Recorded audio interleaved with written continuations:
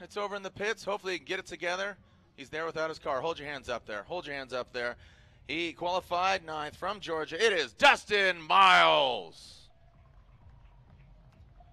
Keeping this truly international. Coming all the way from the land down under in the Robo-Roo Ute. Sponsored by Duralast and Nexen Tires. Say hello to Josh Robinson.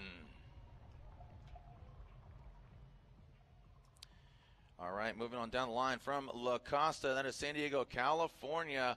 He is in that Imagine Garage E36 BMW. It is Rome Charpentier. Next up from Punxsutawney, Pennsylvania. He's simply known as Squirt.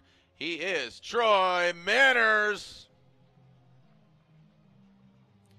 He is your Midwest Drift Union champion last year. Comes to us from Ohio. Say hello to Jeff Donati. He is in the ISR Performance Nissan 350Z from Lafayette, Louisiana. It is Brandon McDowell. Next up, originally from New Jersey, now living in Southern California, an Olympic pro snowboarder, number 6. It is AJ Muss. From Long Beach, Strong Beach, California, Achilles Tires, Boost Brigade, Gretty S13. It is Sean Adriano. Next up, he is the youngest driver ever to qualify in Formula Drift competition. In that vehicle, that is 212 Performance BMW from Las Vegas, it is Brandon Sorensen. And next up, another driver. Hopefully him and his team could get his car back together. Coming to us from Rhode Island. He was number 2 overall in the Midwest Drift Union. Say hello to the Cora Works S14 of Garrett Denton. And last but definitely not least, coming all the way from the Pacific Northwest, Spokane, Washington, in the Z4M, it is Dimitri Bruschi. There are 14 vehicles, 16 drivers. Are you ready to send it here for the first round of the Link Engine Management Pro 2 Championship? Again, our number 1 qualifier, Trenton Beecham, comes out on top. As I said, Rob Carlson mistakenly has said that, but he got topped by Trenton Beecham, our number 1 qualifier. Gentlemen, get in your vehicles, and let's send it here at Orlando Speed World, round 1 of the Link Engine Management Pro 2 Championship.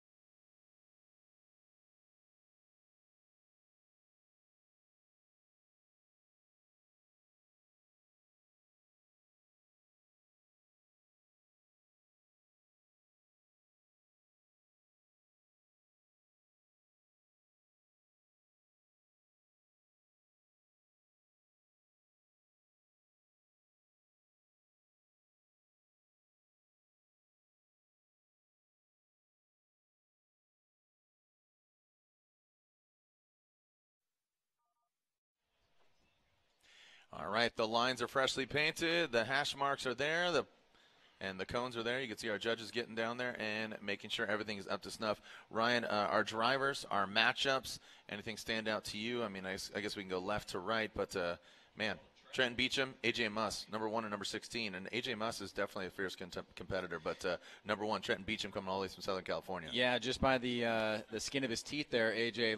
Yesterday in qualifying. And Trenton Beecham right out of the gate looked very strong. I think you have to favor him in that matchup. But, you know, you really kind of throw up a lot of question marks when it comes to at least the first Pro 2 head-to-head competition of the year, how these guys are going to fare in these conditions against each other. But I think that's going to be a great matchup along with, you know, the rest of the field. So let's keep talking about it. Blake Olson from Las Vegas, brand new, beautiful BMW. He's been working on it for years. He campaigned at FC and Pro-Am for quite some time, and I know he's been working on this vehicle. But unfortunately, his competitor, fortunately for Blake, Dustin Miles, his rack, his front end is outside of the vehicle. So unfortunately, I don't think Dustin Miles is going to make it. But Brandon Sorensen, Brandon McDowell in that 350Z, and Sorensen, the youngest ever Formula Drift qualifier at 14 years old. He looked incredible yesterday too, didn't he?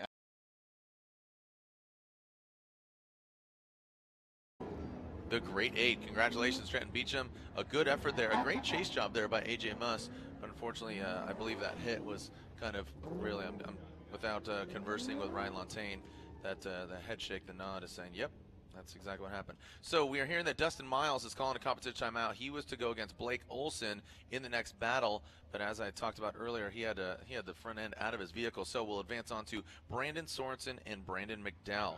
Brandon Sorensen qualifying 4th. And again, I remind you, 14 years old. He's worked with Michael Essa. Michael Essa, former champ, very familiar with the BMWs. He's done a lot of teaching, a lot of experience that he has under his belt, giving the Sorensens some solid information. Brandon McDowell, Lafayette, Louisiana, ISR Performance Z. Let's see how he hangs tough.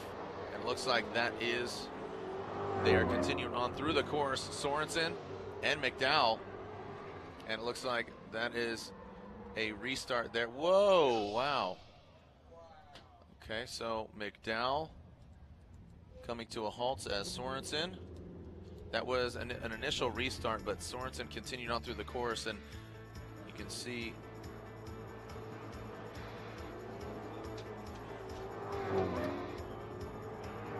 we're hearing some stuff, Jared, coming through the race control. No, I'm not seeing where the light is actually right going into the first turn. Yeah, let's see if we can get Lantagne. Okay. So Sorensen in the start position. He had a cone through the chicane.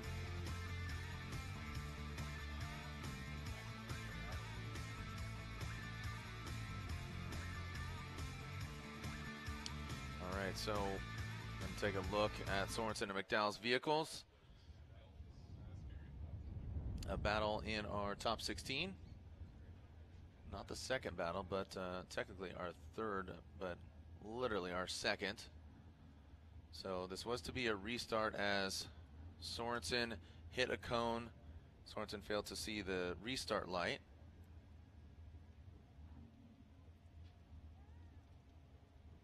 Maybe they're explaining it to the drivers right now. All right. So we'll see. Copy that, yeah, give them both. And there's Michael Essa. He is in the ear of Brandon Sorensen.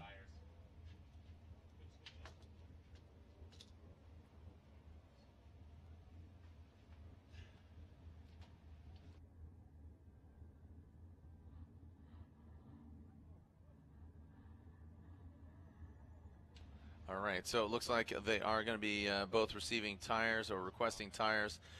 It's kind of unfortunate as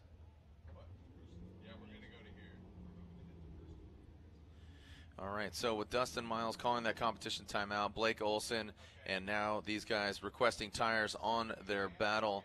They failed to restart when they're supposed to, but we will allow them to both get new tires, as pretty much had half of a run there.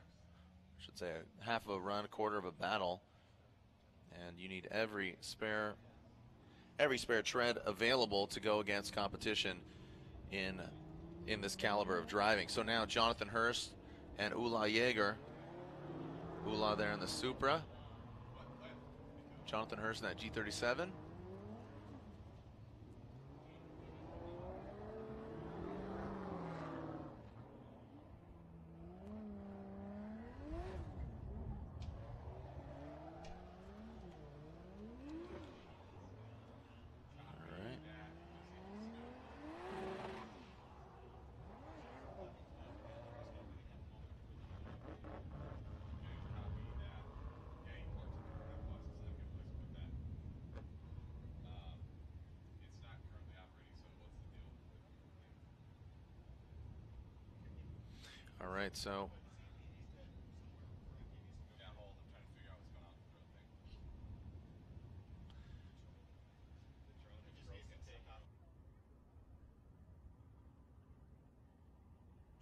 All right, so here is our battle between Jonathan Hurst and Ulla Jaeger. Jonathan Hurst qualified 5th, Ulla Jaeger qualified 12th.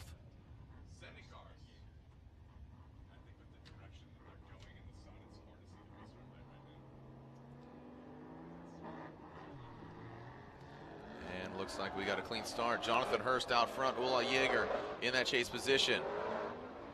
Jonathan Hurst, high initiation, and Ulla really struggling, having some difficulty, gets into the wall, and hard goes Jaeger. Looks like his front left. Let's take a look at this again, Ryan, to the naked eye. Yeah, well, right out of the gate, watch Jaeger's immediately going to be on a lower line. He's going to be coming forward tighter here, and he looks really loose. And then Hurst and him make contact. It looks like Jaeger is going to be at fault there, at least at first pass, Jared. And you could see from the way that he was chasing that he just wasn't really set up here. Here we see it from onside the drone. Jaeger's just coming up right there. Now remember, this is also a decel area, so there's no real reason that Jaeger should be accelerating into Hurst in this particular area. Hurst also does tap the wall, and that may have had a slight impact on it, but I think Jaeger was really out of whack from way early on there. We'll have to see what the judges say in terms of the official call, but really great to get that position from Johnny on board there. A lot of things happening up on course. Yeah, it looked very unfortunate there for Jaeger. Low, no angle, and then dives up. And even if Hurst hit the wall, I mean, in that chase position, you need to allow for a little accommodation of maybe something like that. But with Jaeger going way offline and getting in the back of Hurst. So kind of a zany beginning here with so much awesome driving and qualifying. This is what we're talking about coming when it comes to head-to-head action. You know, we saw Beecham and Musk go against each other. Miles, he's suffering mechanical right now. And then we see that of Sorensen and McDowell. And those gentlemen, that'll just be a restart. That's no harm, no foul. But right now, Hurst and Jaeger, and we are going to tow off Jaeger. Here's a look at it again, Ryan. Yeah, you see Hurst tap the wall. Jaeger was already on that very low line, coming up really quickly. And, I'm really surprised because Jaeger was having some really great qualifying run. Here it is on board. You can see where the contact is made. It's actually the front left of Jaeger and the rear right of Hurst. And there it is from the other side. So we got three angles there. You got the drone and camera 1 and camera 2. And we are hearing that there's going to be at least one competition timeout. Now, in this particular case, obviously the judges do have to claim fault, so let's turn it over to Ryan Lantain and see what the judges have to say. You did a great job of analyzing that, Ryan. It just looks like Ulla had a hard time getting the car to angle throughout the bank. You can see here he's pretty much incompleted on his own. First of all, he's below that yellow line. There he straightens up significantly and then understeers into the, and then gets it back to angle, but then hits the back of the lead car. So it's definitely on Ulla in this situation. You can see the lead car, he's doing what he's supposed to do. He's up high in the bank. He had a slight wall tap there, but that should be of no consequence to Ulla whatsoever. So Ulla just had a hard time getting the car to angle. Maybe had too much grip in the car potentially, and couldn't drift properly behind him. So it was put on Ulla by the three of us. So he will be at fault for that. Thank you, Ryan Lantain. So Ulla Jaeger will get his vehicle off. We'll take a short break. When we come back, we'll see where we land here in the top 16 of the Link Engine Management Pro 2 Championship.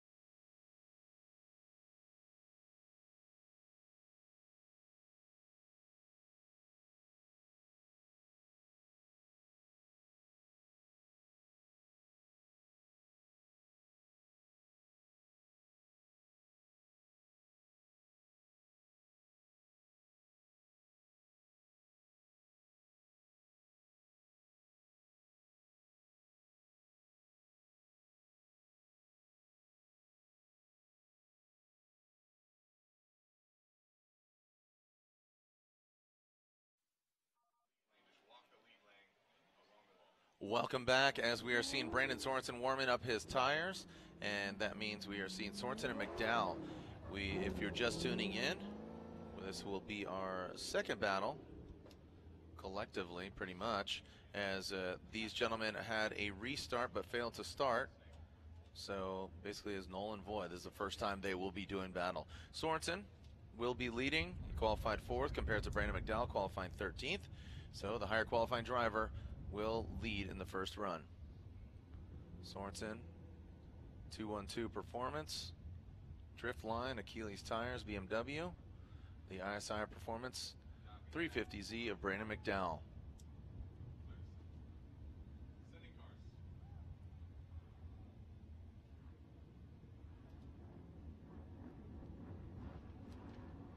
And the chase car is allowed to jump the line. The lead car is not. So here goes Sorensen, initiated into the bank. Nice high line there from Sorensen. Bringing it on down a little earlier. Tight to that front clip. Man, McDowell just absolutely getting smoked out. Can barely see him through the smoke, through that smoke line. Sorensen sets it and forgets it. Nice job by Sorensen into the crease. And absolutely getting smoked out there, man. A ton of smoke coming off the back of Sorensen's vehicle. Yeah, and what's happening here is the smoke that's being generated on the bank is actually coming back around the other way because of the way the wind is blowing, and it's coming right at the driver. So here's Sorensen, that nice high lead. Pretty consistent there. Really impressive down coming off of the bank. And McDowell trying to chase him down. Good angle there by Sorensen, just going up on the big bank a little bit. McDowell trying to close this gap. And you can see we lose them through the smoke line here. And both drivers finish up. A little bit of wavering up on the bank by McDowell. And just an incredible amount of smoke by these drivers. Unbelievable job navigating through that smoke line by McDowell. But very challenging at the moment. Look at that as they drive right through it, white cloud. And yeah, just looking straight into the sun. And so it's a complete whiteout. So that chase position is definitely becoming more and more difficult, depending on where the sun is at. But it is right in their eyes. So here we go. Second half of this battle. Brandon McDowell out front. Brandon Sorensen in the chase position. And we got a restart. All right, we saw it. Attaboy. All right, McDowell hit a cone in the start chicane.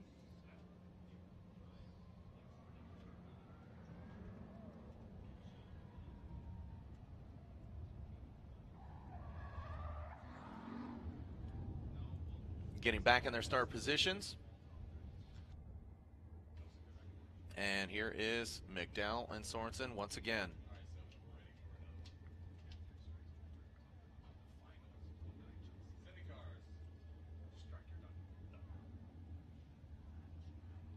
Looks like the start light is started. Once it extinguishes, they are ready to leave the start line. And here we go. Looks like we got a clean start. McDowell out front. Feint initiation. Sorensen giving himself a lot of room here. We'll see if that ends up helping or hurting him. And now they go across that first front clip into the second front clip, and Sorensen looks like he gets into the back of McDowell and pushes too hard. Ryan, that smoke could have played a factor regardless. Let's see who's at fault for that contact. Well, you can kind of see that, seeing that starting to brew right as they come off the bank into inside clip one. You can see the surging here from Sorensen was giving himself a little bit of room, but look how thick the smoke is, and especially with the refraction of the sun here. Now coming through the smoke line, I imagine that he just really can't even see what's going on there. And they make contact. It looks like Sorensen was just blazing through the section. He's still surging forward right here. There is a little bit of a decel in that area, so from McDowell's standpoint, it should be acceptable, at least at first pass. And let's see if we see McDowell. He's going to be keeping pretty consistent fluid motion here. It's just that Sorensen kind of blasts right there and comes in a bit hot. And remember, that is the second area that we have a little bit of a decel where drivers are expected in the chase position to get ready to get back on throttle for that final outside zone. So we've got a collision now, and fault will need to be assessed, but that was run number 2, so we will have a decision.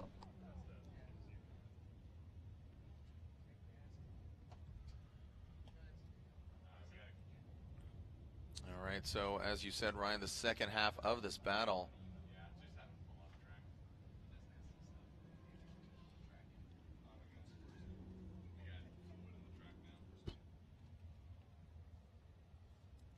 So the Achilles tires on both these vehicles. Slide them left for McDowell or right for Sorensen. And looks like Brandon McDowell gets the win. McDowell gets the win, advancing on. Unfortunately for Sorensen, a great qualifying position, but when it came to head-to-head, just blinded by the smoke, gets into the back of Sorensen, and unfortunately knocks himself out. A great lead run there, but when it came to chase, just too aggressive. So Brandon McDowell puts it together, and then ISR 350Z on Achilles tires and advances on. We got fluid on track. We're cleaning that up right now. It's going to take just a minute. They said less than 5 switches. All right, so it looks like we are cleaning up some fluid on track.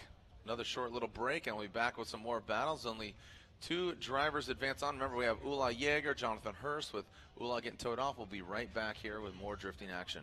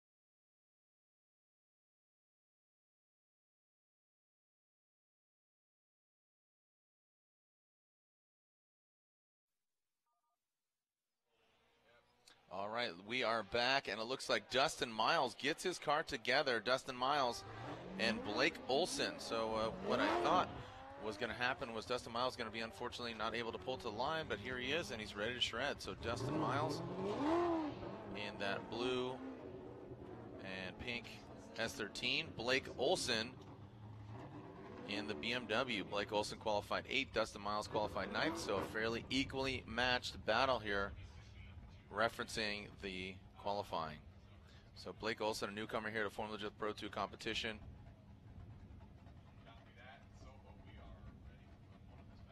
All right, so the first portion of this battle, run 1, with Blake Olson in the lead position.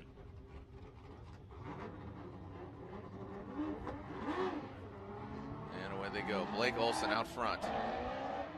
Restart. Looks like Blake Olson hits a cone.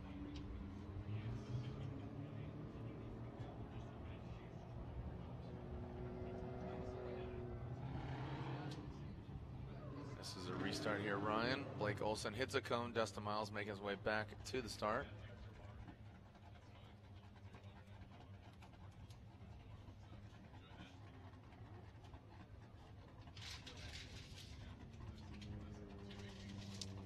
Dustin Miles making his way back, and here he comes. Okay, so the winner of this battle will go against Trenton Beecham, who is our #1 qualifier.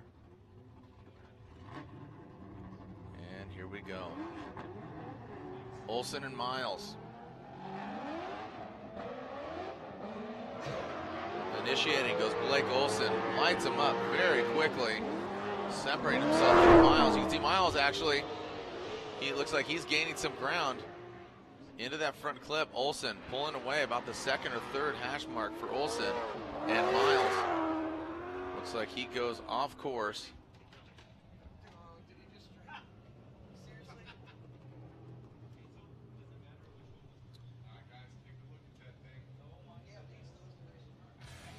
Let's take a look at this. Jared got a little silly out there. Miles in the front. No, Blake Olsen. Excuse me, Blake Olsen in the front. Miles in the chase position. Surging here.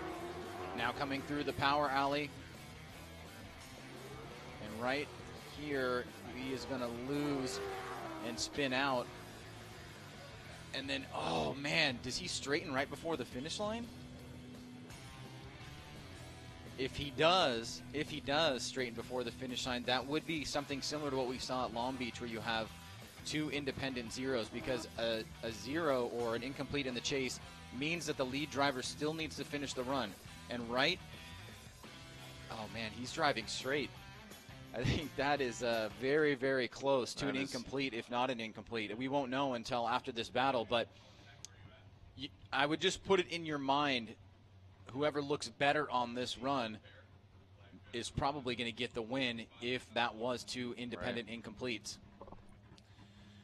All right, so Blake Olsen could potentially have egg on his face here if Dustin Miles steps it up, because that was basically Dustin Miles handing Blake that advantage. But now, alternating position, Dustin Miles gets the clean air. And looks like we are ready to go. Again, the winner goes against Beecham in the Great 8. Right now, it's all about who's going to have the better run. Dustin Miles spins out. Blake Olsen drives straight before the finish line. Miles initiates. Middle of the bank. See Blake Olsen try to lunge forward. A little late transition there from Olsen. And now a wide swing. That's smoke there. Miles and Olsen.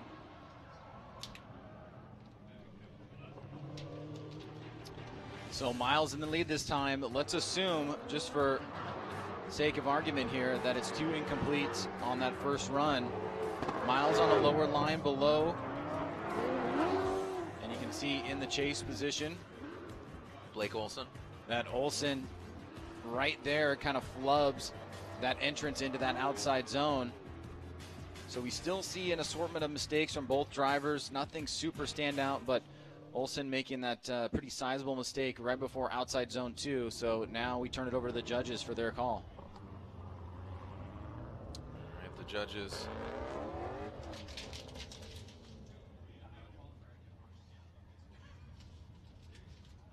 And here we go. Slide him left for Miles, slide him right for Olsen. It looks like Dustin Miles gets 2-1. So Miles surprisingly gets the win, but I have to agree, unfortunately for Blake Olsen, as if he just would have gone drifted across the finish line. Lontaine, if you can jump on headset there and wrap out with you. Dustin Miles gets the win. Yeah, we wiped out both both runs from the first part of the battle. They both spun independently, so that's basically a wash, that first one. We went to the second set of runs, the second run, where Dustin was leading. It wasn't great from either driver. We have a new system now where we just, instead of doing a one more time for a battle that maybe wasn't great, we just choose a winner based on who we think did a better job even if it's just one part of the run. And we found, Andy and I independently felt that Dustin did a better job. Brian had voted to do it one more time, as was his right to do so. All right, so thank you very much. All right, Ula Yeager, unable to compete. Ula was the red Supra that got in the back of Jonathan Hurst. Jonathan Hurst ready to go at it. So if he is able to run, which looks like he is, he'll run through the course, and he will get the victory going past Ulla Jaeger. Wow, so after a really phenomenal start in qualifying, we're seeing a little bit of attrition here in Pro 2. Maybe some nerves of some of the drivers, maybe a little bit of overexcitement.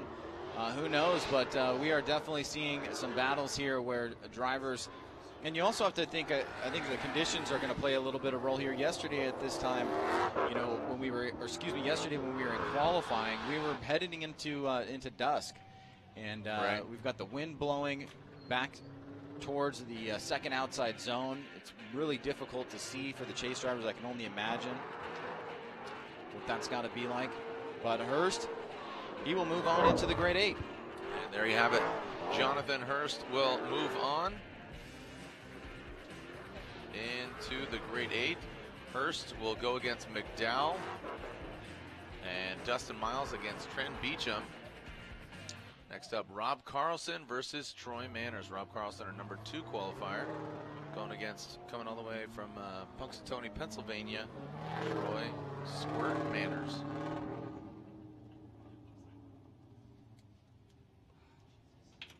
Rob Carlson will lead as he qualified 2nd. Troy Manners qualifying 15th.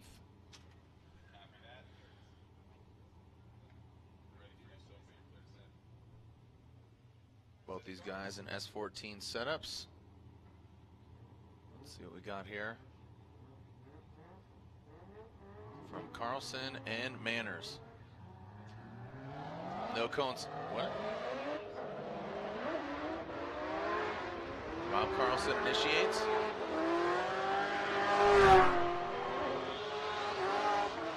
All right, looks like Rob Carlson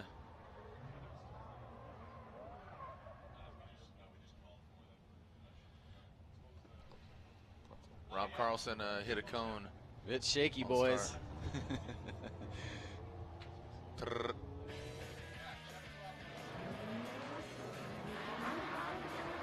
So yeah, the light was on for a very long time. I can hear race control saying, "Hey, ask Rob Carlson what was he doing."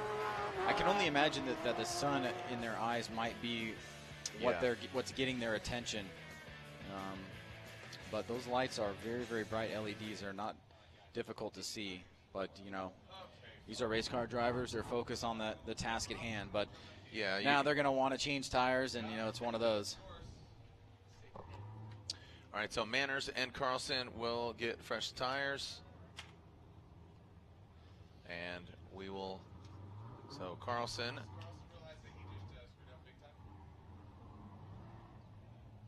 So Carlson hit the cone on the start, and these drivers are failing to see the restart light. There's no other way that we can tell them. I mean, we're not going to throw a brick out in the middle of the road. So Josh Robinson and Rome Charpentier should be our next pair to do battle.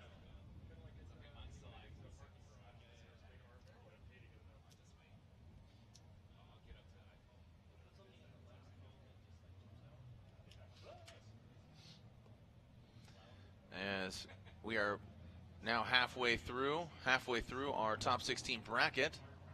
And here's Josh Robinson, that Duralast Holden Ute. Rome Charpentier in his BMW, the green and black BMW.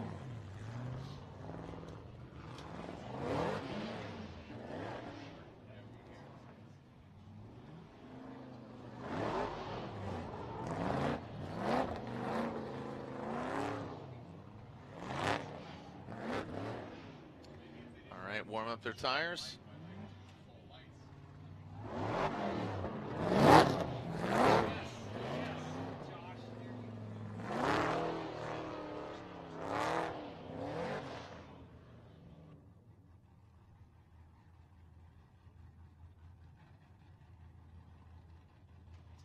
All right, we are ready to start.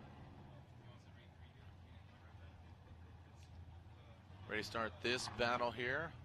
Josh Robinson will lead. He qualified 7th. Rome Charpentier qualifying 10th.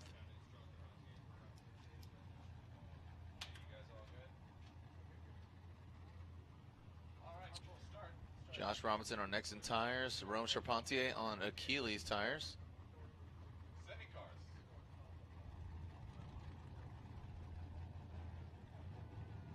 Let's see if we can get a clean start here.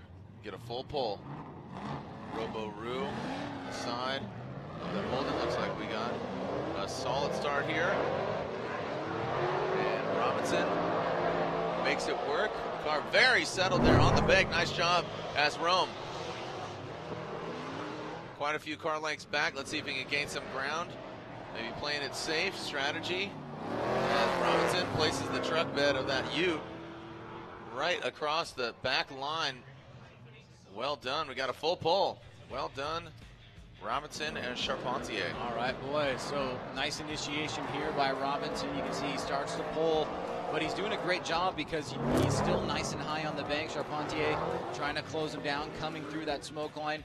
Here he is battling with that smoke line in the chase position. Charpentier trying to get as close as he can, but Robinson is staying out wide and was still able to establish a gap. As we take a look on board here, you can see both drivers accelerating towards that finish line in fast motion.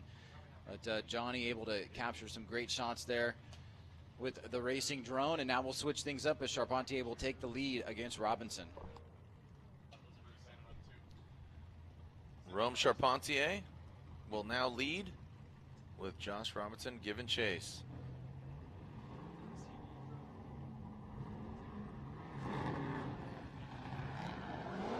And no restart here. Charpentier transitions in to the bank.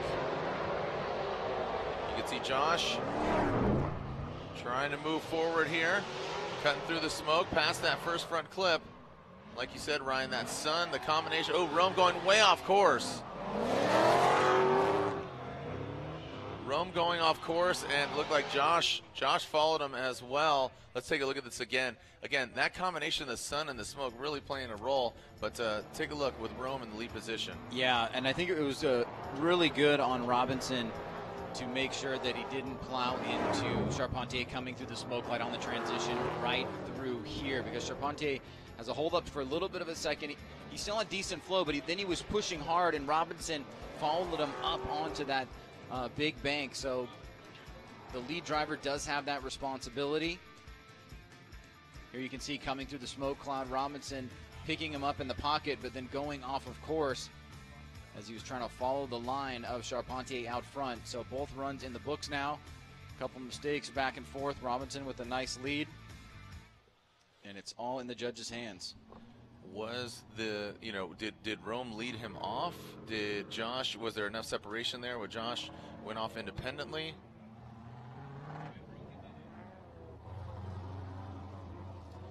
So as both these drivers wait, looks like we'll go back to the Carlson and Manners battle as they're warming up their tires.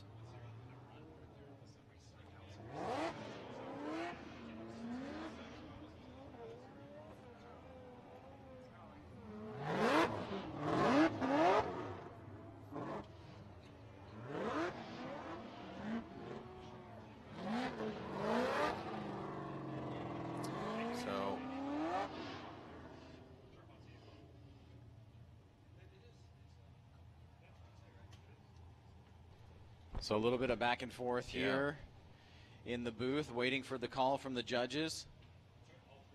I think it's really, the going off of course from right before outside zone number 2. Yeah. And here we go. It's coming in. All right, look at that, and it looks like Rome Charpentier is getting the victory, and that's unanimous. So throw it to Ryan Lontaine. Ryan, again, you saw Rome go off, and then what's that? What do you got, Ryan? Yeah, we looked at Charpentier in the lead, did go 2 tires off just before outside zone 2, but we also looked at what caused the chase car to go off in the same area there, and it looks like Robinson actually understeered and the front washed out on him a little bit at inside clip 2. So it seems like it was an independent incident on Robinson's case. So it was put on him for his own 3 wheels off and got an incomplete there. Yeah, kind of a unfortunate scenario there for Robinson. I think if he would have kept probably one on, or not one on, but just one off, it probably would have leaned his way. But with 3 off, that would have hurt. That hurt him. Yeah, and his proximity wasn't excellent in that area either, so we can't really say that he was totally let off, right? Because he was quite a few car lengths behind. All right, thank you, Ryan Lontaine. All right, moving back to the battle again. Rob Carlson failed to stop on that restart. They got new tires. And basically, last battle didn't happen, or the last beginning didn't happen. Rob Carlson, Troy Manners. Carlson qualifying second, Manners qualifying 15th. Battle of the S14s here between these two drivers. Rob now living at Willow Springs. He's got a shop right there, and a great initiation there from Carlson. Oh, but then, whoa, that got real twitchy there from Carlson. Takes out that front clip, Carlson. Now through the power alley and out in that second zone. Carlson, I was really impressed yesterday with Carlson and how he managed to have it really settled, but it seems like he's really twitchy today. Yeah, he was really on fire yesterday. Manners falling back here, but Carlson almost putting himself into the wall, getting down off the wall now. Big smoke line, and Manners way far back, trying to close the door here. You can see that back bumper of Carlson just kind of hanging off there as he taps that inside clip coming through the first section of the course. And man, it is so challenging to drive in the chase position with all that smoke being plumed up and the sun refracting off it. Just looks like very thick white clouds. And we're seeing how much of a role it's playing, especially on that crossover. So now switching things up, Jared, Troy Manners goes to the lead.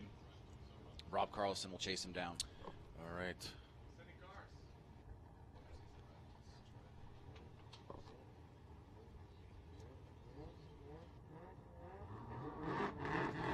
Troy Manners out front.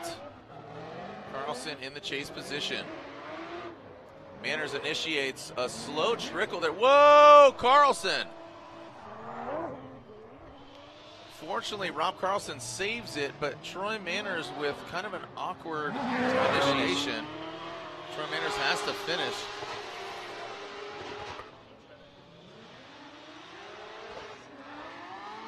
Well, let's go back and take a look at that, Jared. That was quite interesting because it does seem, at least in the live run, that it was independent on Carlson. Manners, I don't think he was super slow on initiation, but it looks like Carlson was coming up pretty quickly there. Remember, we do have a deceleration area right at initiation. And I have to think just at first pass, maybe Carlson was trying to get right in the pocket, right in the door, and potentially pushing a little bit hard. Let's see it on board here. See, Carlson goes down real low like that. Manners is up high, and then he's not able to hold that line with that angle and spins out. That's at least my perspective from what I've seen. But now the judges are going to have to make a call. You can see Rob giving him a little thumbs up there. Things happen. These guys are going for it again. Just really hopped up off of a great qualifying last night. I mean, it's really tremendous what all these drivers are doing, but this is where champions are made. So slide him left for Troy Manners. Troy Manners gets the victory. Rob Carlson is knocked out. So Manners will advance on, and he's going to be going against Charpentier in the Great 8. So Troy Manners, a.k.a. Squirt. Oh, and great news, Garrett Denton. Garrett Denton fixed his car, and he's out here. Garrett Denton, number 2 overall in the Midwest Drift Union last year. He goes against Jeff Donati, who was number 1 overall in the Midwest Drift Union. So these two competitors going for it. Who's advancing on? Quite the rivalry between these gentlemen. Both of them getting assistance from Coro Works and Koenig Wheels. And here we go. So Garrett Denton out front. He qualified a little higher, and he throws it in quick and fast, riding the ball. And here comes Donati, or excuse me, Jeff Donati transitioning. Donati tries to lunge forward. Denton keeps his posture and his poise, makes some noise. Orlando. And a great battle. That's what we've been expecting from last night's festivities into today. So Garrett Denton out front, Jeff Donati in the chase. Yeah, that was a good one there. And look at that lead line. Nice and high on the bank from Denton. Donati closing the door. He's on a little bit of a lower line, but I like that sacrifice sometimes to gain proximity. You can see a little bit of wavering out front. And now smoothly trying to tie it up here as both drivers cross the line.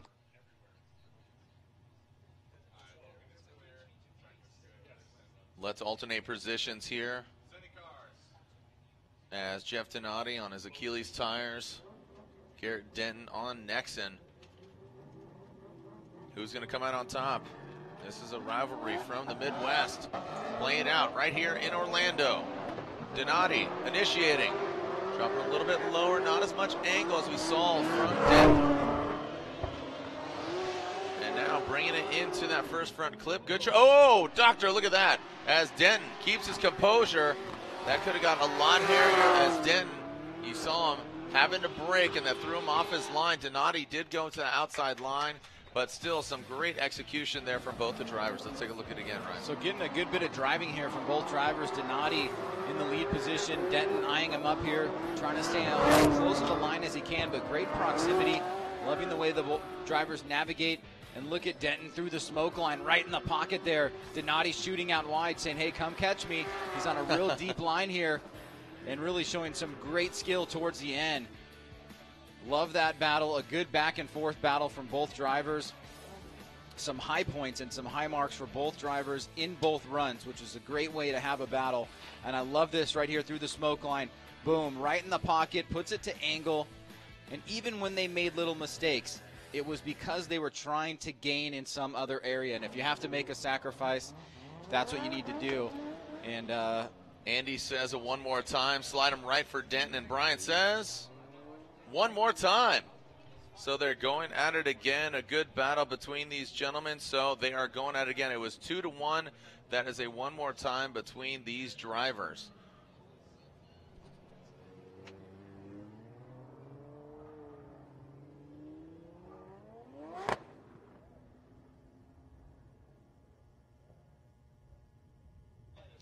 All right, so moving on, to our final battle of 16, Sean Adriano and Dimitri Bruschi. Sean Adriano in the S13. He will be leading. He qualified 6th, and Bruschi qualifying 11th in that Z4M.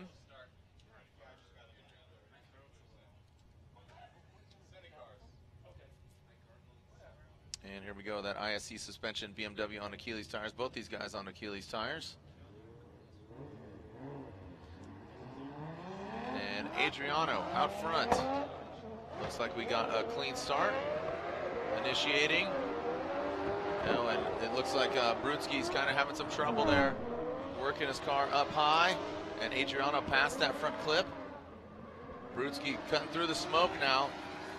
Looks like now he's gaining a lot of proximity. Adriano with a great amount of angle. Bruschi, good proximity, but likes to mimic that angle. Ryan?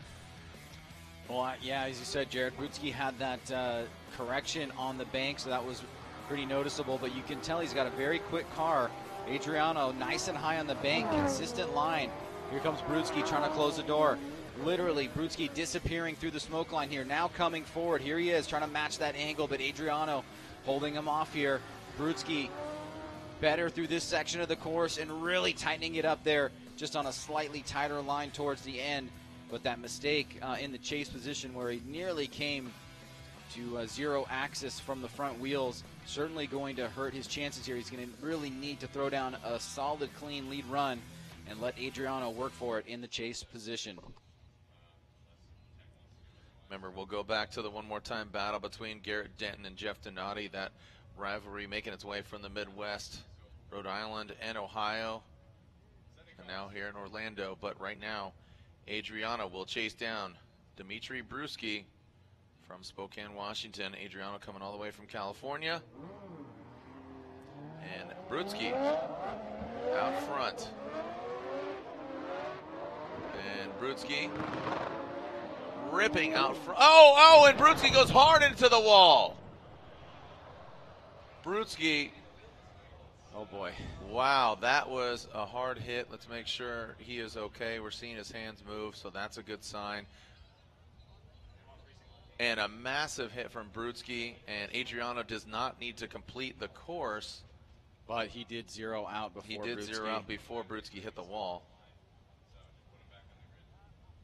So that's going to be a zero from both guys on the second run. But let's take a look at what happens here. Let's watch Adriano in the chase. He's going to zero out right here. We're going to lose him out of frame. Oof.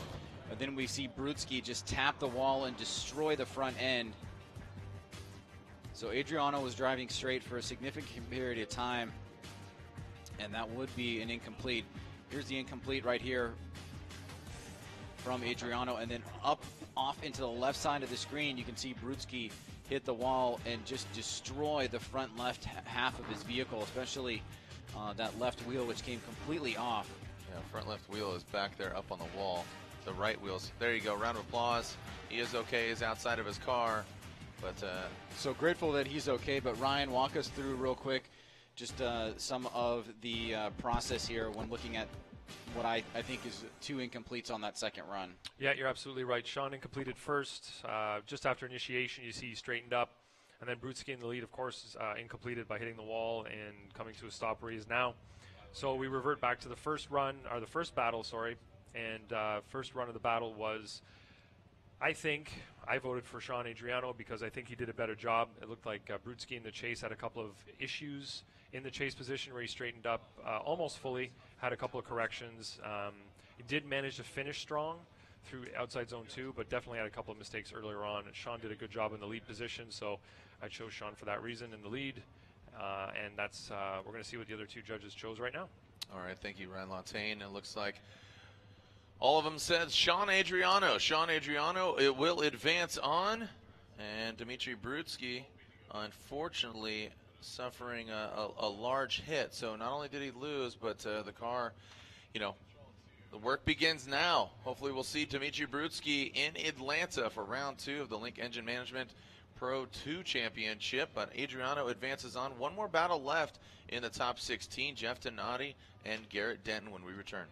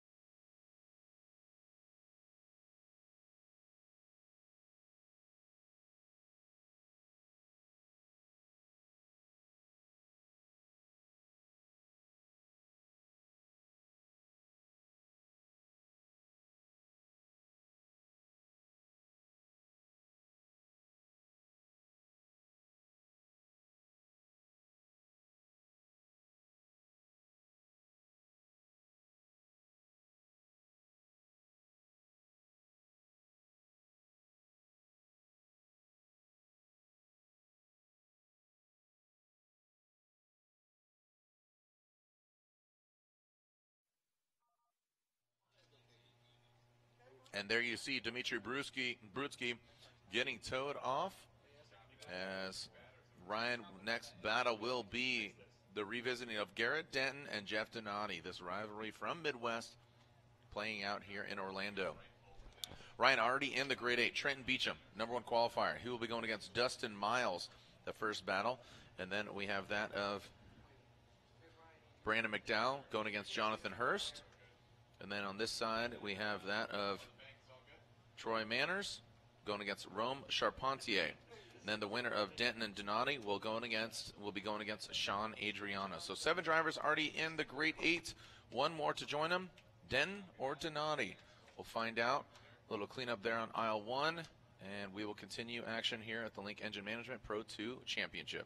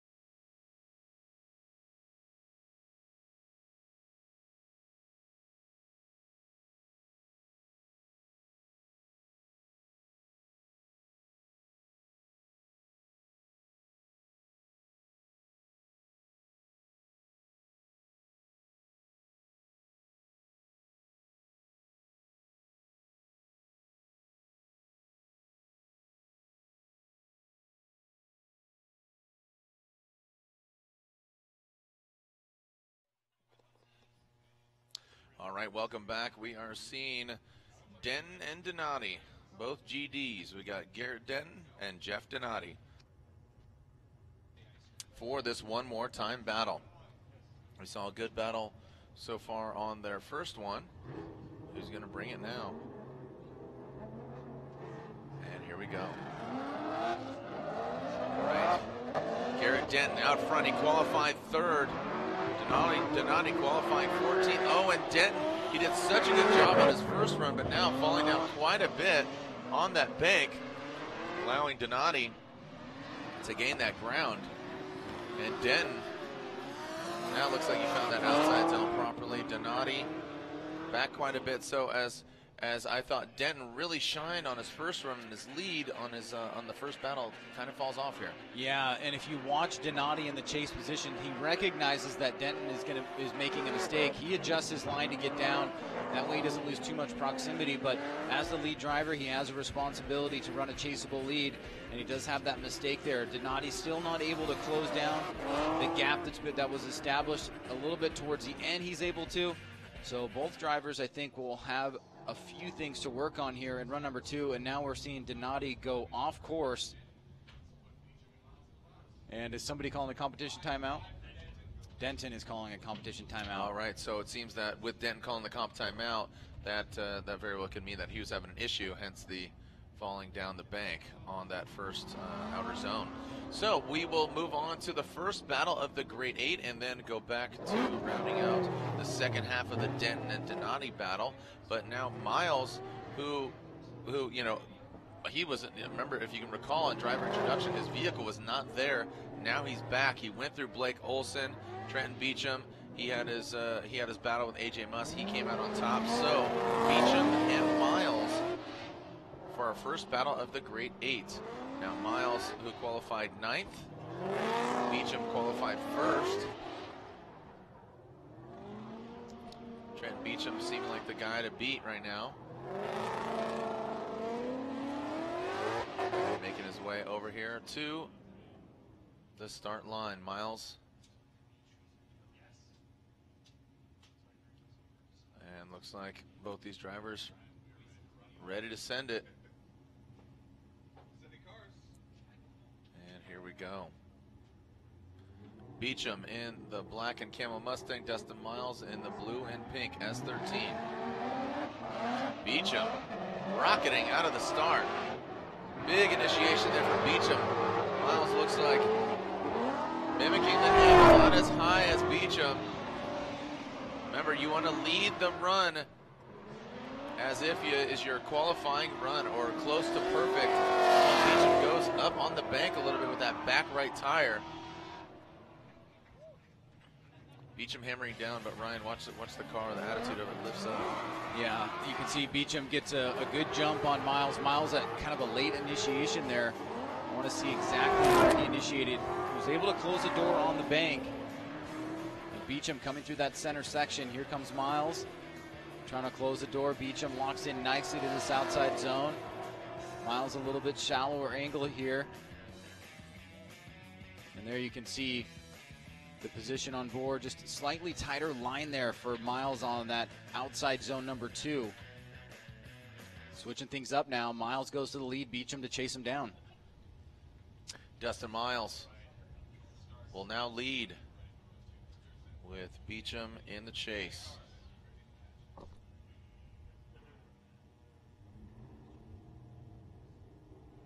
Let's see what we got here from Miles out front. Can Beecham chase him down? Miles looking a lot more confident out front.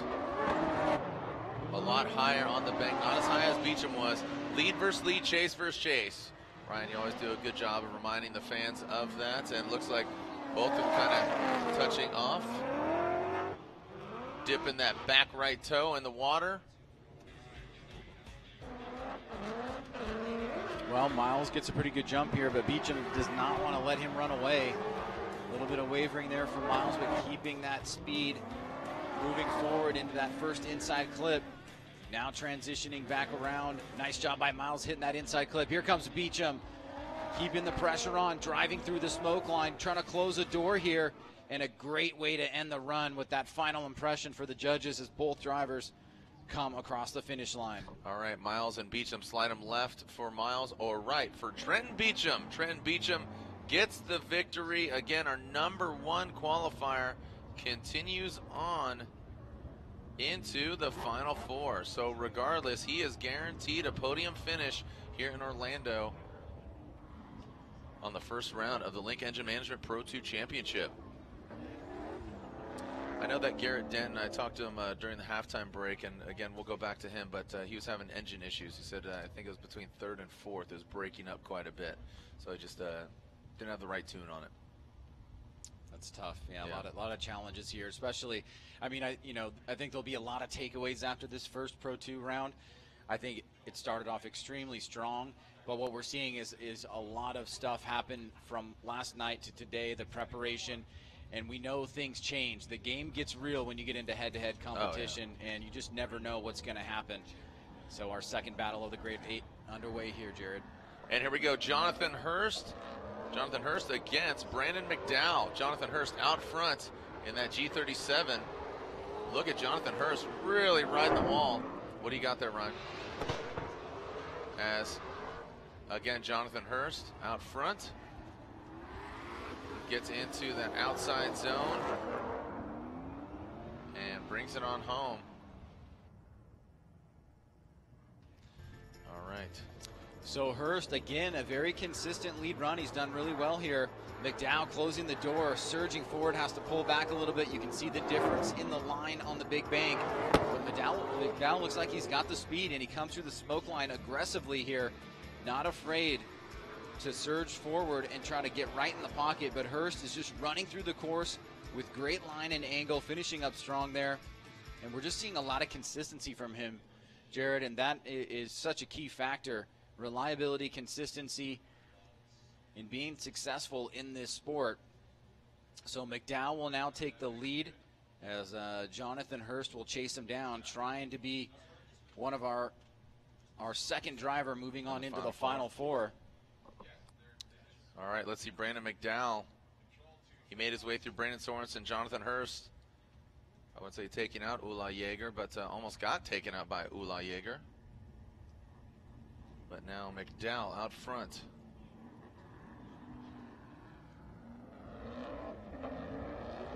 All right, here we go. So McDowell initiates Hurst, not even part of the equation. Hurst needs to step it up. He had a great lead run, but that could potentially be called an inactive chase, which the judges are not looking for. And McDowell now, look at Hurst really struggling there in that chase position, and McDowell puts it all together. Looks like McDowell. Well, just seeing, yeah, first little bit of weakness there from Hurst. He's allowing McDowell. But you know what, Jared? We did see McDowell really surge in his chase run. It looks like he does have speed on tap, and Hurst may not have that. And that's why you see that separation here, even with a good jump from Hurst. Just a huge differential in the proximity. And McDowell is running a deep line here. It's not as if he's cutting the course. He's trying to get into all areas of the course, but just not able to close the gap. All right, so you can see McDowell just really lighting him up, and Hurst. So do we have a winner here?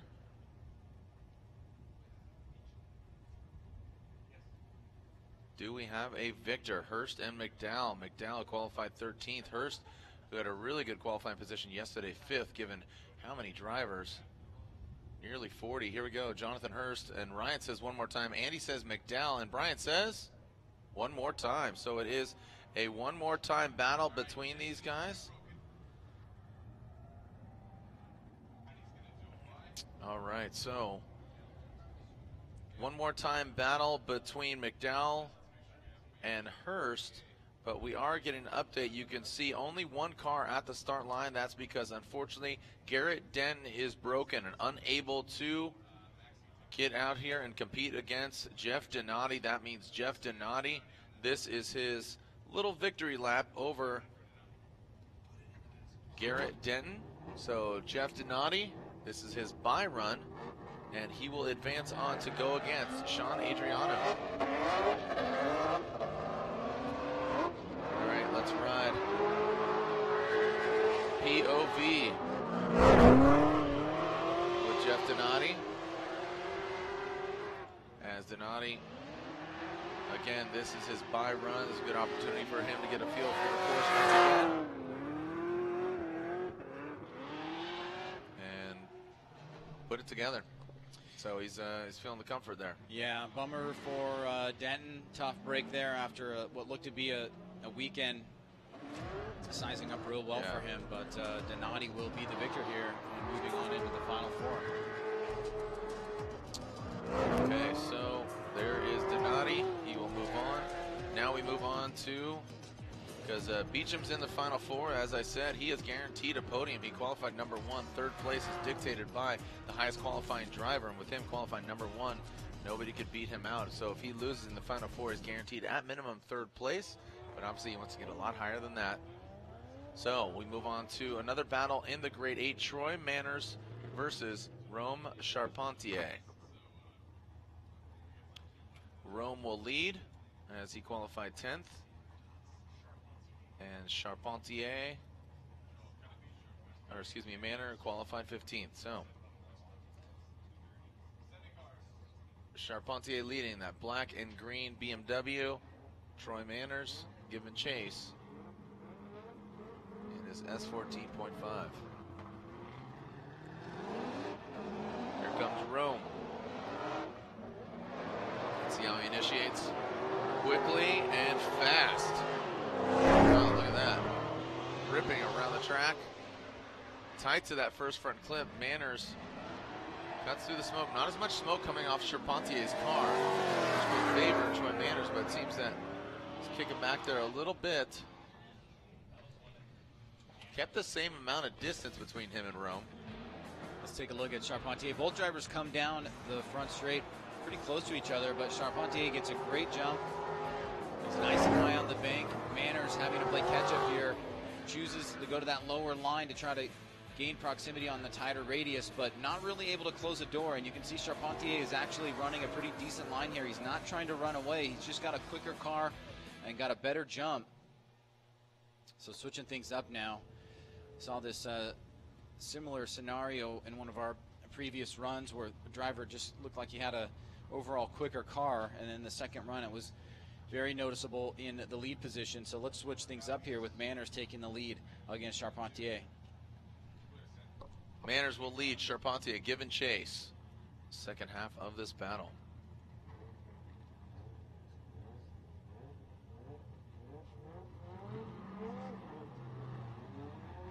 And here we go.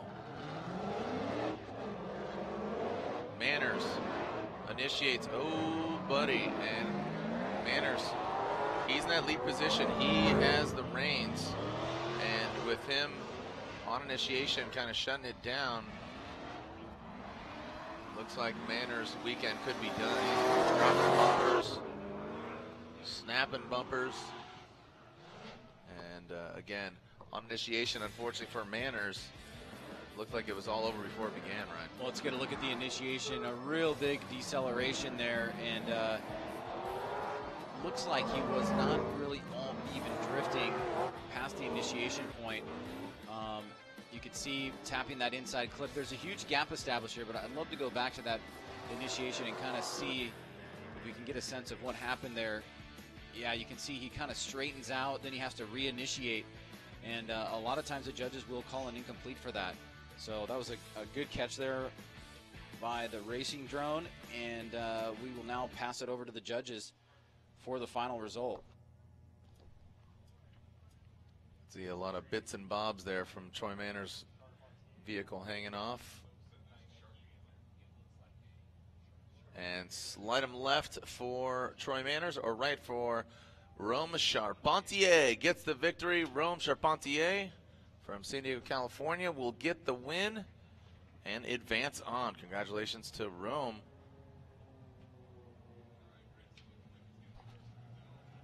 All right, so again, we have the one more time of Hurst and McDowell. And then, so the winner of McDowell and Hurst will go against Trenton Beecham. The winner of Jeff Donati and Sean Adriano will go against Rome Charpentier. So we'll take a short break as some of these vehicles are gathering their bits and bobs and tires, and we'll be right back here, continuing action in the Grade 8 of the Link Engine Management Pro 2 Championship.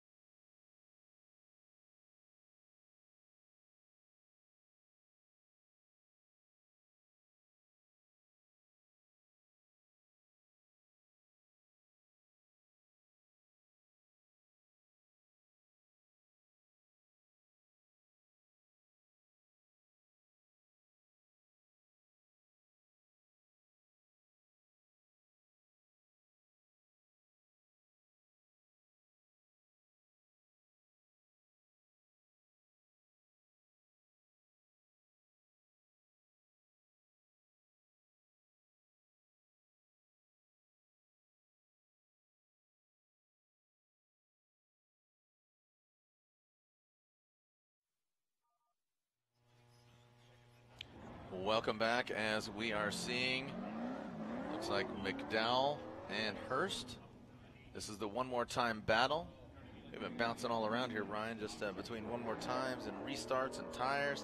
But this is a proper one more time battle between Jonathan Hurst, who qualified 5th, against Brandon McDowell, who qualified 13th.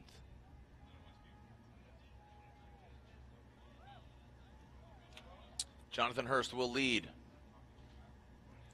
Qualified, as I said, 5th.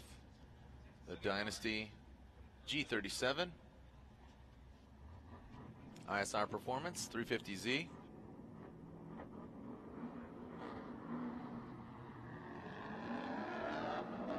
Here we go, Jonathan Hurst out front. Let's see if he can step up to the... Whoa, McDowell! Quickly, shots fired, but Hurst keeps his composure. Look at that, he can throw some more angle. Whoa, a wide swing for him, overshooting that first front clip. Now to that second front clip, McDowell explodes it. Hurst now kind of calming his nerves into that second outer zone, Ryan. Yeah, I mean, I think after we saw the first set of runs, Hurst clearly has a slower vehicle, and McDowell is super fast. So Hurst's really chance here is to run the best lead line that he can and hope that a mistake like that happens from McDowell, because McDowell is going to run away from him on this next run. I'm pretty sure of it, just because of what we've seen of the grip level so far. Hurst, on the other hand, pretty good lead run. He came a little bit wide off of outside zone number 1, but this lead run right here was a good example of what we've seen from him throughout big chunks of his competition weekend. Consistency, doing a great job. You did see that he missed that first inside clip by a pretty sizable margin, and that's because he was a bit wide on outside zone number 1. So that was the one mistake that he made that was fairly noticeable. But I have a feeling now that Brandon McDowell is going to go off to the races and establish a huge lead here. We just have to watch and make sure that he doesn't cut the line or do anything that shows that he's trying to run away, because his car is already fast enough. We've already seen these advantages from other drivers, and I don't want to say blow it for lack of a better term, but this is an opportunity for McDowell, Brandon McDowell, to really step it up and shine. But Jonathan Hurst, I feel like he's got some more in the tank. No, it's not. Is it really? Oh my goodness. And it's a restart.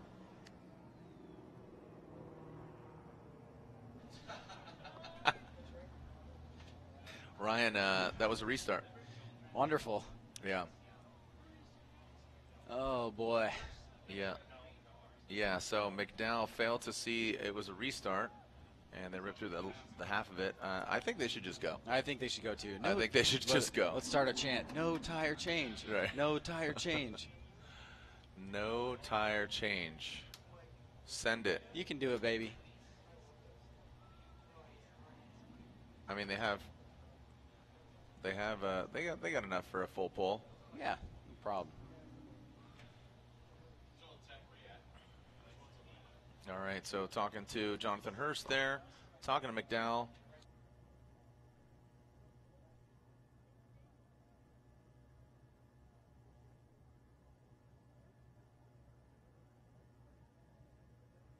All right, so Jonathan Hurst.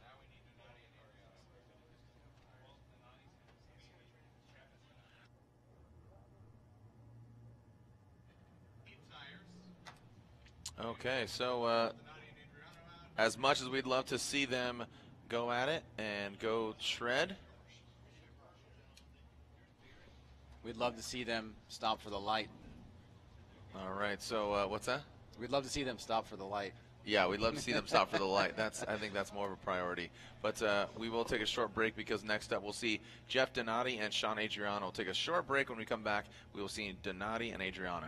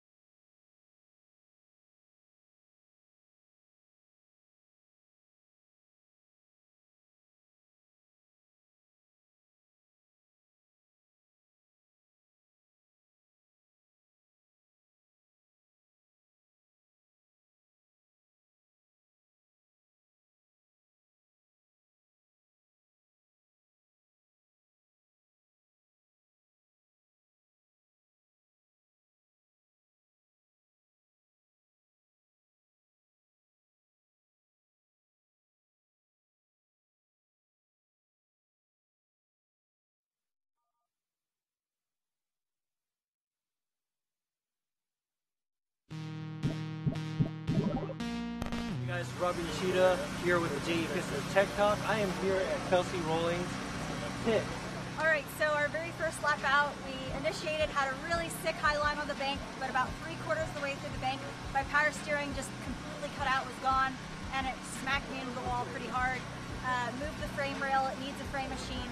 Due to the timing of getting it fixed, we didn't think we'd have the time, so we brought out my SR demo car to try to get that ready for competition. All right, so now you said SR demo car, right? I think there's probably no other cars out here on the grid with an SR in it, right? I don't think so. I think this is the only one. It's bored out to a 2.2 liter. We make just under 500 horsepower.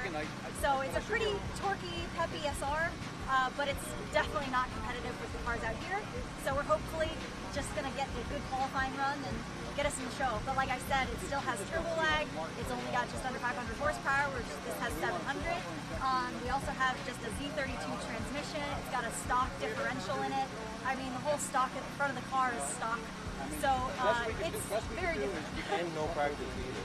No practice. Kind of going into the qualifying. So she's hustling out here, getting this car ready. Everybody wish her good luck. Good luck. Thank you so much. Hope you get good results. We'll see you out there.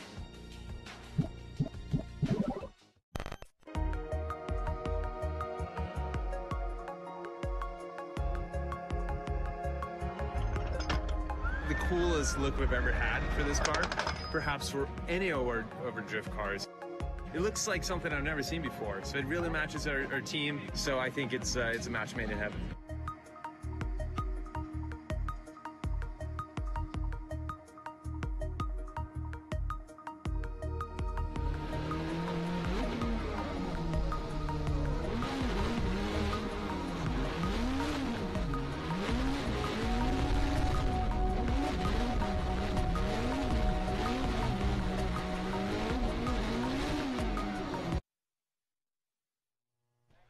Welcome back here. We are seeing Hurst warming up his tires as well as McDowell right there, right in front of the camera. So McDowell and Hurst. This is run 2, if you can recall, because McDowell, right? McDowell was qualified 13th. This is the tire change. This is the tire change. So McDowell failed to stop. So if you can recall, remember Dynasty, the Jonathan Hurst vehicle swung a little wide there on.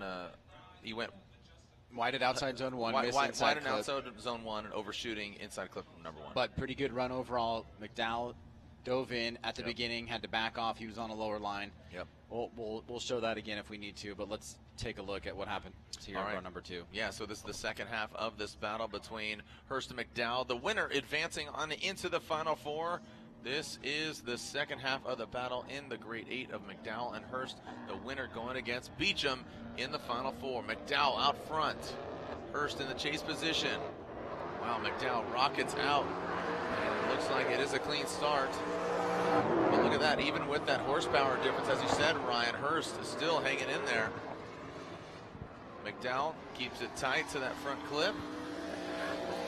And Hurst not too shabby in that chase position. McDowell, woo, look at that.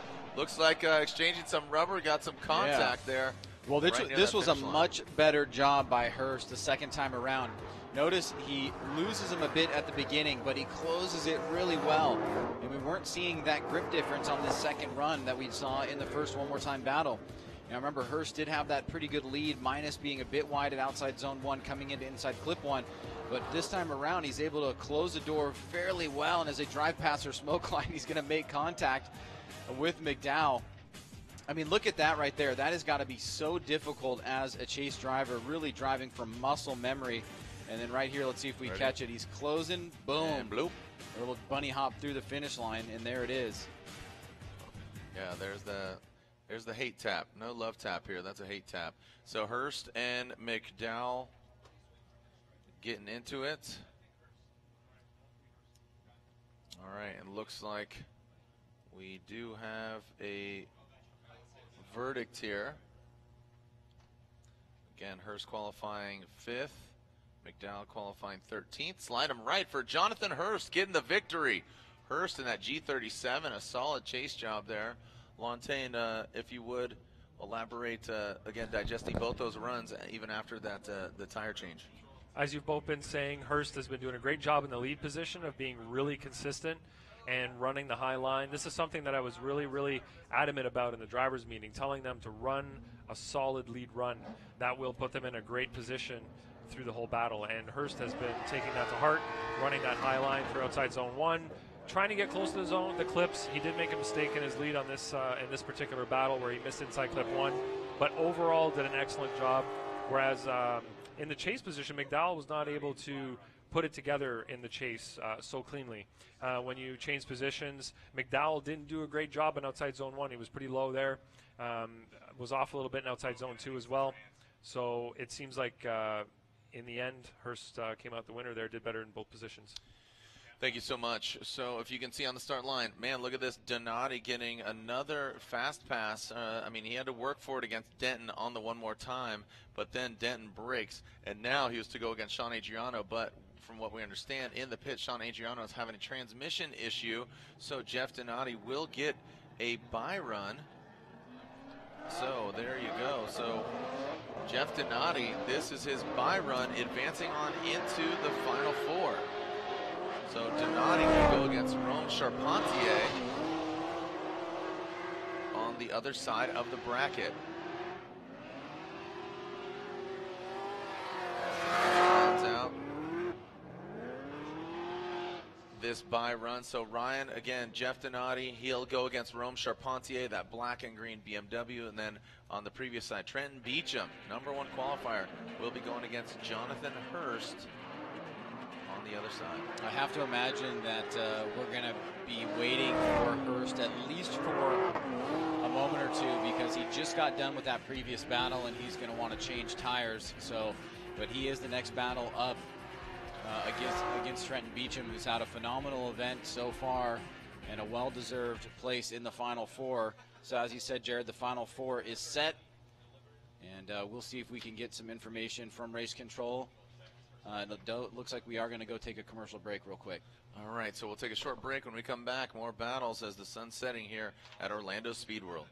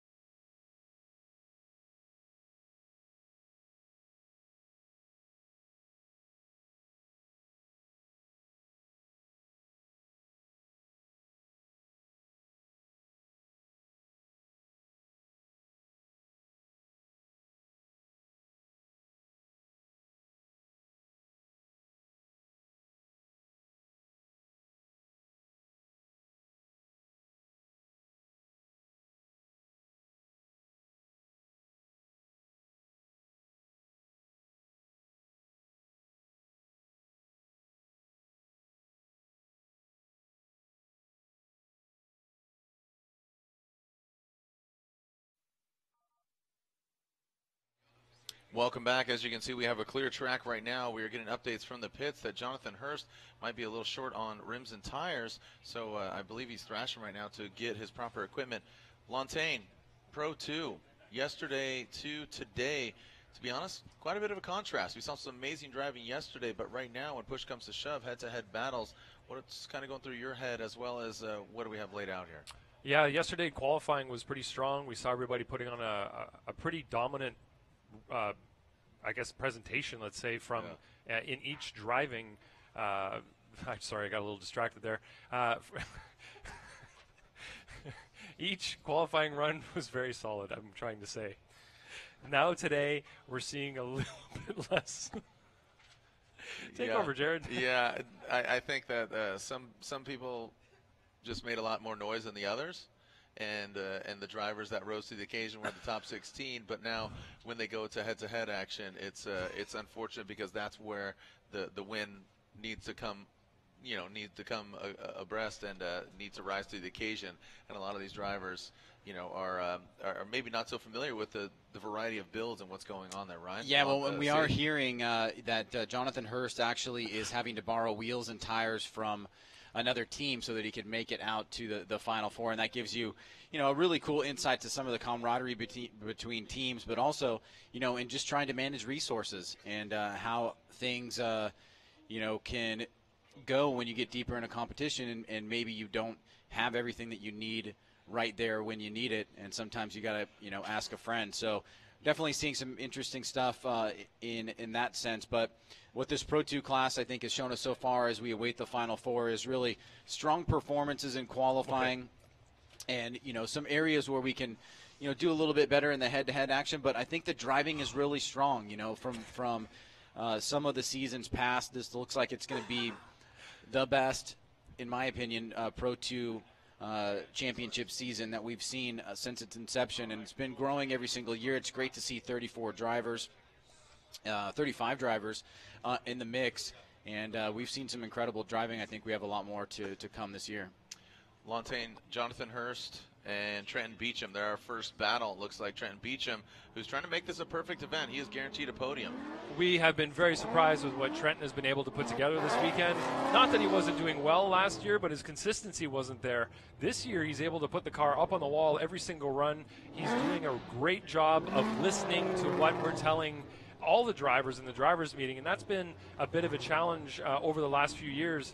Not that they don't listen, I think that they just lose focus when they're getting into the battle situation. It's pretty tense for these drivers once they get into those positions, and sometimes you forget what the responsibilities are in each role. So we speak a lot about the lead responsibilities, the chase responsibilities. And as I spoke with them today about in the meeting, you put a good run together in the lead, it's going to be really hard for that chase driver to follow you where you're going, and then they have to do better than you when they get in the lead. So that is one of his advantages right now, being the first qualifier, is that he gets to lead every single battle. Yeah, and just seat time, right? And we've seen Hurst out here before, but as you said, and we've seen Beecham at the Motegi Racing Super Jiv Challenge. But here we go. Trenton Beecham, Jonathan Hurst, our first battle of the Final Four. Beecham qualified number 1. Jonathan Hurst qualified 5th. Who's going to go to the finals? Beecham will lead. And not seeing any cones hit. Looks like we got a clean start. Beecham throws it in. Gets high on the bank. And Jonathan Hurst now really pushing strongly into that first front clip. Look at Hurst. Beecham takes out that second front clip, and there goes Beecham. Seems to be his trend, just dips the back tire just a little bit off course, and now across the finish line. Sage? Yeah, Beecham, once again, as you said, trying to go for that perfect event. Great job on the bank. But Hurst was able to close him down towards the second half of the bank. He wasn't on as high of a line, but he's keeping that proximity. Right there, he washes out the front end a little bit in the chase position. And Beecham continues to be strong out front. This is what Ryan Lantain was talking about in terms of the consistency of the lead. And so he set a nice standard there in the lead position, Beecham has. And now he will have an opportunity to chase down Hurst, who's equally been strong in the lead run. So looking for a good matchup here on the second half of the battle. All right, Hurst will now lead. Trenton Beecham will give chase.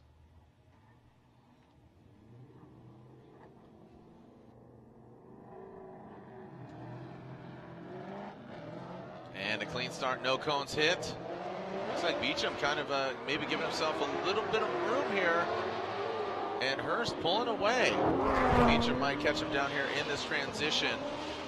Going off that muscle memory as you talk about, Ryan. Oh, and Hurst looks like he washes out going into that second front clipping area, clipping zone.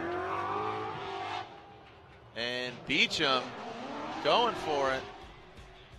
Ryan, let's take a look at this again. What went wrong for Hurst? Well, you mentioned Beecham maybe not getting the best jump here. Hurst, once again, a nice, solid, clean lead run. This time he's able to be much tighter on that first inside clip. Watch Beecham come up on the inside for a second, but then Hurst pushes that really wide. And Beecham is able to catch him. He doesn't follow him off course, so he was in a good enough of a racing presence, a drifting presence behind him, not to follow him up off course there.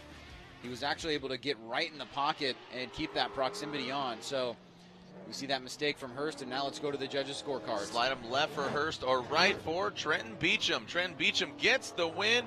He's going to the finals. All right.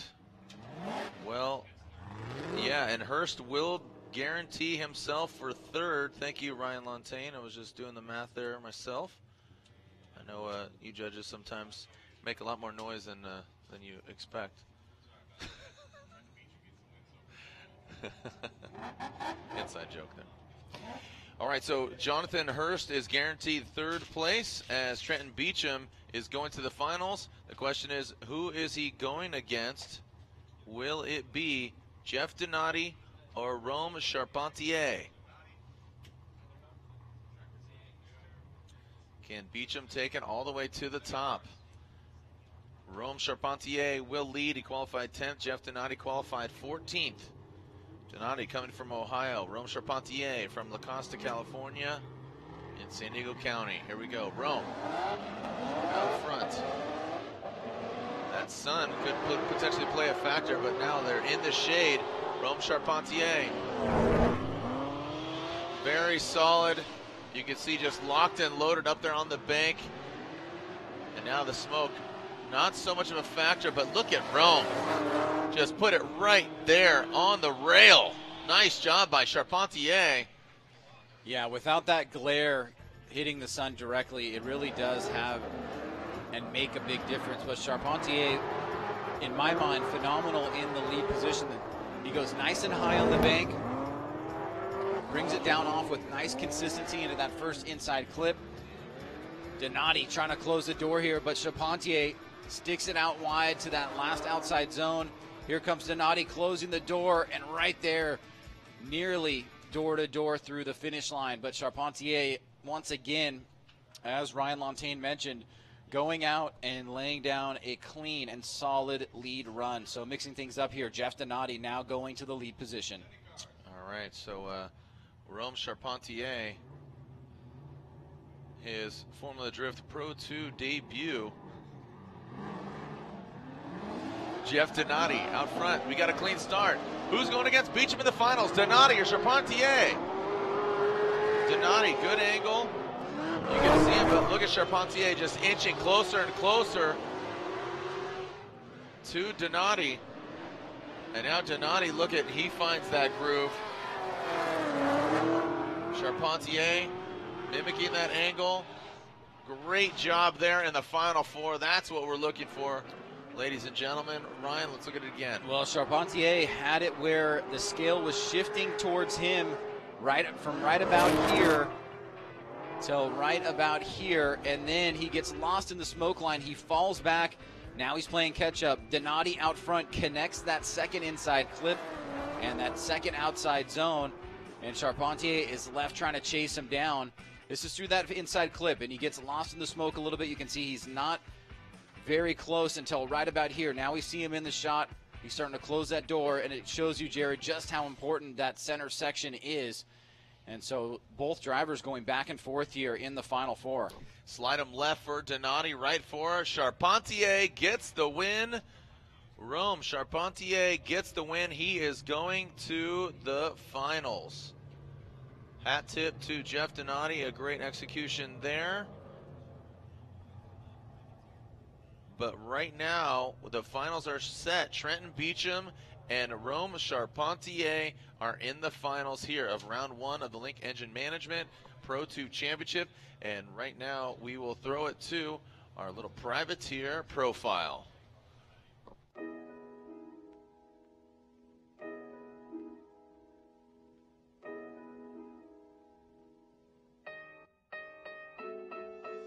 My name's Taylor Hull. I'm from Sonoa, Georgia, just outside of Atlanta. I drive the 2016 Comp Cams Achilles tire Cadillac ATS-V.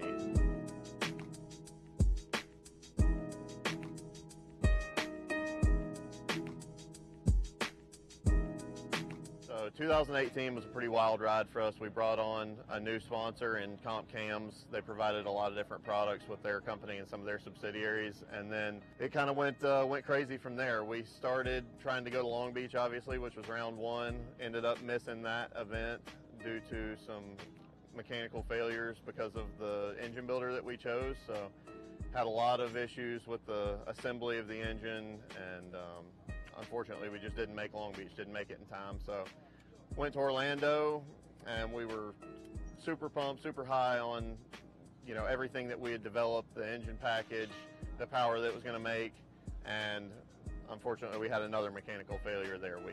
We dropped a valve, which ended up killing a whole entire side of the engine, killed the block. You know, just unfortunately bad parts, nothing provided by any of our partners, but just a stainless steel valve that wasn't up to the horsepower and the issues that Formula D can cause. So then we ended up putting a set of RHS heads on it and went on to later on in Atlanta, I believe. We had a good event in Atlanta. We had a fun battle with Chris Forsberg and ended up losing that in top 32, but that was okay because the car did really well, and that was a good experience being in our home state of Georgia, and a whole lot of fun being able to entertain the hometown crowd. So we continued to develop, continue to work on the chassis. We finally got the motor right through Comp's help and John Kazi's help, and then that kind of led us up to a big culmination in Irwindale. So Irwindale started out a little bit rocky, actually. We bent a knuckle in the burnout box, so that one was, it kind of got us off on the wrong foot a little bit, but through some help from Justin Pollock, we were able to go over to his shop that night and weld it back up, and some help from Kevin Lawrence and his team as well. We were able to fix the knuckles and get the alignment back right and the toe back set, so that was great. We got back out Friday and had some really good practice sessions. Achilles tires were hooking up really, really well. We were able to get down to some lower pressures than we ever had, just continuing to get more and more and more grip and speed in the car. And that got us to qualifying, where we were feeling pretty confident, and went out for my first run of qualifying and decided to kind of abandon my usual strategy of getting a really solid run in that, you know, we could kind of be a little conservative on the first one, get in the show, and then, you know, go for it on the second one. I just decided to go ahead and go for it on that first run, and I thought I'd crash the car. It was pretty wild. We made it through the big bank okay and made it across the inner clip pretty good, and then when I transitioned from inner clip 1 to outer zone 2, I looked over to the right and just about had the inner bank centered up, and, you know, just powered on it as hard as I could, scared me to death. Drug the back bumper across the wall there in outer zone 2 and got the fans excited, got Jared excited, and it was a whole lot of fun to do and then to rewatch again. So really felt the momentum of our season kind of shifting and really turning a corner right there. That one, even looking back now, it's still a little bit wild to think about how sketchy that was and how close I was to building another Cadillac ATS-V right there. But that just goes to show that's what it takes to compete and do well in this series. And even at that moment, we didn't qualify as well as we would have liked to. There were some other points in that run that could have been better and that we can improve on. And we've gone back to the drawing board here for the off season and improved some more. And it's going to be a lot of fun in 2019.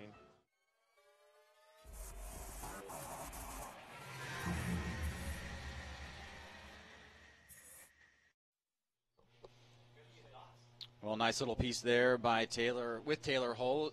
And Jared, we've got 4 scheduled with him this year.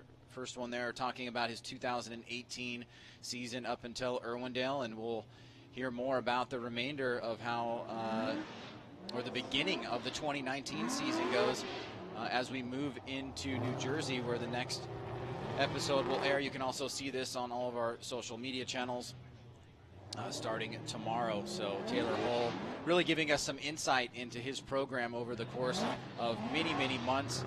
And love to see the story, and a great team. They're here with all of his fans this weekend celebrating him. And, of course, it's going to be a hometown reunion as we head to Atlanta for round 3, where he's got a lot of fans. Yeah, you got to love all the different perspective. Every driver has a different story to tell, either the origins, how they got into drifting, and then now, you know, just a single season effort, all the compromises, all the sacrifices, but also all the joys, all the victory, blood, sweat, tears, gears, and beers. So a lot of it goes into it. So to document just a little sampling, a little kind of fly on the wall experience and some interviews. But guess what? The finals are set. We are here. The finals are set for round 1 of the Link Engine Management Pro 2 Championship. Trenton Beecham, our #1 qualifier, going against Rome Charpentier, a rookie here in the Pro 2 Championship. And then Imagine Garage, Achilles Tire, BMW. You can see the Nexen tires and the camo-colored Mustang of Trenton Beecham. Can he make it a perfect event? Is Rome Charpentier going to get in the way? Trenton Beecham, Rome Charpentier, we're ready to send it here for our first Pro 2 finals of the year. You can see even our official having a difficult time seeing as they go directly into the sun, but fortunately you can see him. Oh, looks like that was already a quick restart there. Yeah, Beecham jumped the light, so that will be a penalty towards Trenton Beecham. Yeah, strike 1.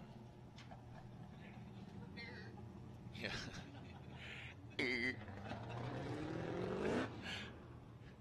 No, we get. I mean, if somebody gets a strike 3, I'm totally gonna punch him out. Like, not punch like physically, but like baseball, like. Yeah. When was the last time a strike 3 happened? Do you know? FD I trivia. do. It was Canadian. Yeah. Maclandaville. All right, so here we go. Trenton Beecham, strike 1 for him. And again, the lead car cannot jump the light. The chase car can. It looks like we got a clean start. Here we go. Trenton Beecham out front.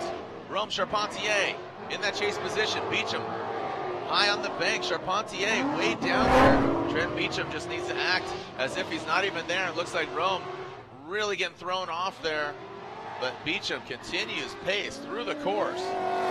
Keeps it between the lines every other run. But look at Rome. Oh, doctor, look at that. You saw Rome getting a little frisky there to the side of that Mustang, Ryan. But Trenton Beecham, a phenomenal job out front and not affected by Rome going on the inside. Yeah, well, Rome actually gets pinched off here. You can see he has a little bit of movement in the front wheels. Now watch, Beecham is in the right line here, but Rome is very tight. He's going to get pinched off as Beecham has the right of way to come into that inside clip. Then he kind of straightens up a little bit in the chase position. So this is a real opportunity for Beecham to take this home. Even though Charpentier really does a great job closing the door there towards the end, the mistake on the bank, coming down below the yellow line, getting pinched on inside clip 1, hitting at that clip, a little bit of a correction through the center section, and then much better on outside zone 2. Meanwhile, the lead run from Beecham, no real major mistakes. So he's got an opportunity, if he keeps it close and does a good job in the chase position, he could be our first winner of the year for the Link Engine Management Pro 2 Championship. All right, looks like Beecham's headlight just rattling around in that front end.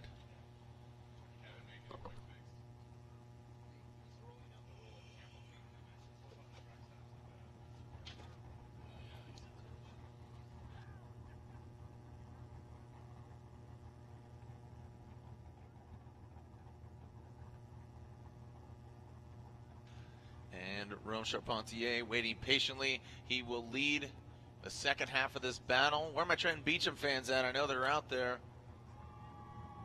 And how about Rome Charpentier? Any Rome Charpentier fans out there coming all the way from La Costa, California?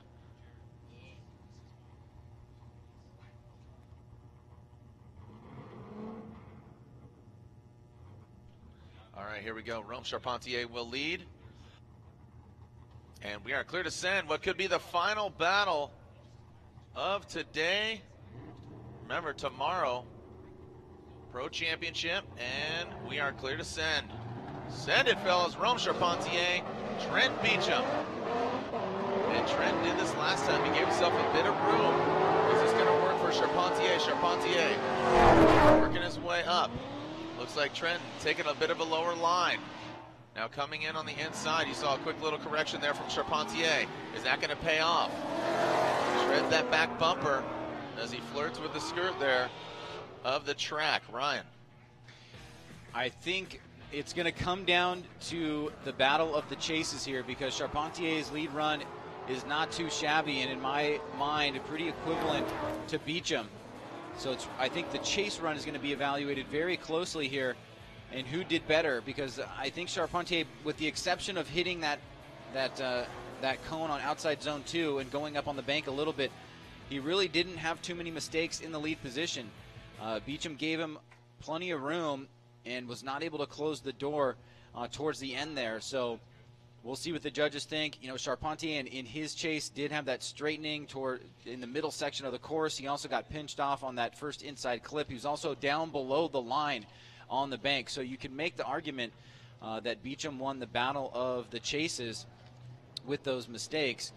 And then we would do a lead comparison there. So it does look like we have a victor. This will not be a one more time. No, not a one more time. And yeah, so.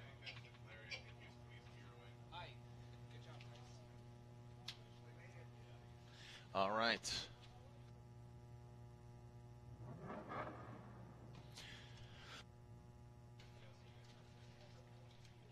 All right, we'll make some noise as they step outside of their vehicle for our 3 podium finishers.